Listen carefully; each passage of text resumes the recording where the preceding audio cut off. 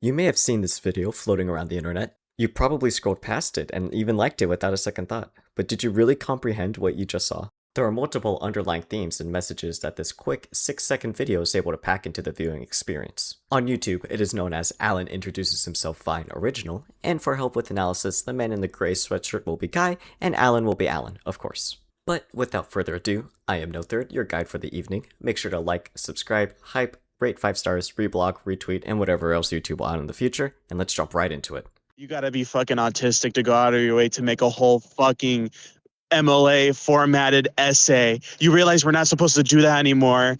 What I know you're in college, but like, I gotta marry you, dude. First, the camera follows Guy. We are with him. The viewer might even impose themselves onto Guy. The camera continues to follow his arm as we meet someone new.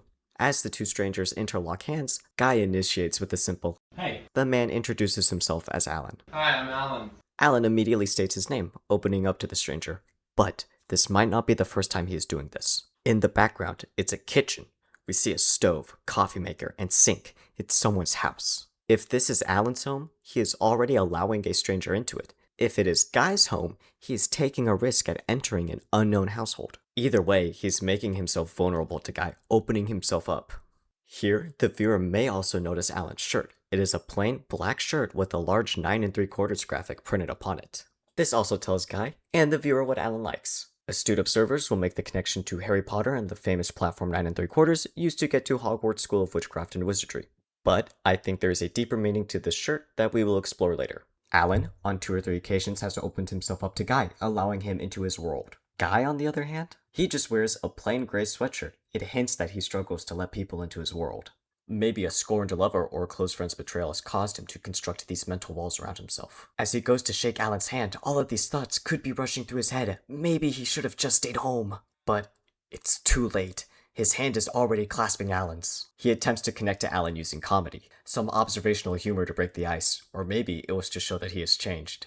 Unfortunately for Guy, he makes one simple mistake.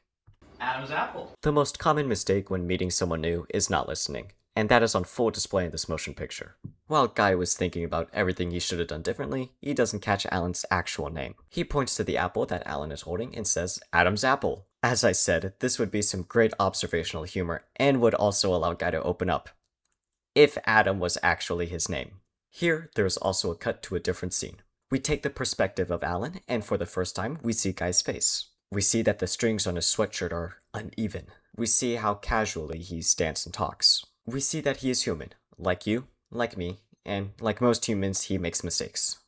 Everyone knows that first impressions are the most important part to get right about meeting new people. This can be how you dress, conduct yourself, what you say, and Guy messes up. While Guy is trying to make the connection, the apple is kept in frame. It is easy to remember the apple being there for us because we're analyzing this film. It is important to remember, however, that this is only 2 seconds into the actual video. This also gives Guy a prop to point to during the scene. In the background, we see the stove again and a vacuum cleaner. These items trap Guy in the corner of the frame. This doesn't help Guy's situation as Alan is taller than him, making him look smaller than he already feels. The stove is also, metaphorically, applying heat to Guy, which is an antithesis to Guy's attempt to break the ice.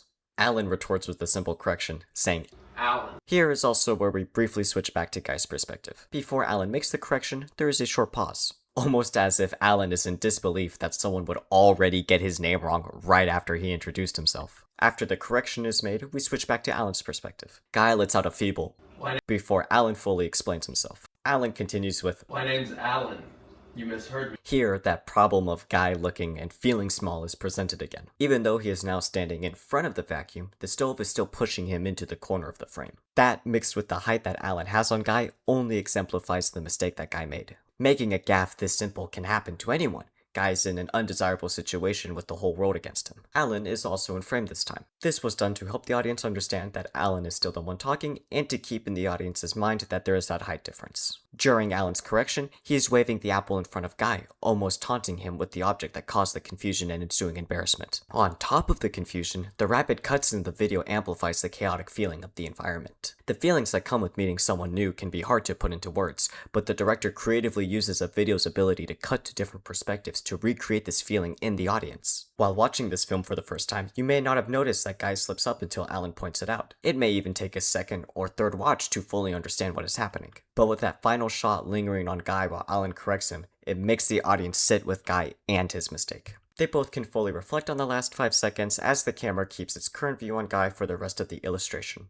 As mentioned earlier, Alan has a 9 3/4 shirt on. While this could be what the actor had on at the time, there could be a deeper meaning to this seemingly innocent blouse. Because this feature film revolves around the joke of Adam's apple, there might be a biblical meaning behind the performer's pullover. Now, I'm not a theologist, so my knowledge of the Bible is limited, but this is an interesting rabbit hole to follow. According to BibleStudy.org, the number 9 symbolizes divine completeness or conveys the meaning of finality. This possibly refers to the end of Alan and Guy's relationship, ending before it even happened, but this also could just refer to Guy. Earlier, I brought up how Guy might have closed himself off from the outside world, and this interaction might be the end of his story arc. Using Joseph Campbell's hero story, the viewer experiences with Guy the last third of his circle. When Guy realizes his mistake, that is his transformation, and his realization that he won't be the same man after this interaction. Alan explaining the misunderstanding is Guy's atonement, and during this phase, he is granted with the gift of being humble. Guy does not speak up when Alan is correcting him, showing that he's changed from his old quippy attitude.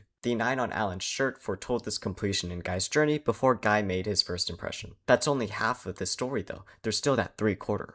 3/4 or 3/4, 4/4 could be interpreted multiple ways as there isn't a definite meaning biblically. However, according to James Strong, an actual theologian, his exhaustive concordance provides an answer. He associates the number with becoming filthy or corrupt. And I believe this is the second half to Guy's story. While we don't exactly know what had happened in his life before his appearance on the silver screen, I don't think the audience needs to know. The Old Testament was originally written in Hebrew and Aramaic, and those languages are written and read right to left. Going back to Alan's shirt, if we read it right to left, we see that corruption comes before divine completeness. This is it, the story of Guy, where his early life corruption is cleansed by the meeting with Alan. While Alan may not know it, he still delivers the message Guy needs to hear to become a better man.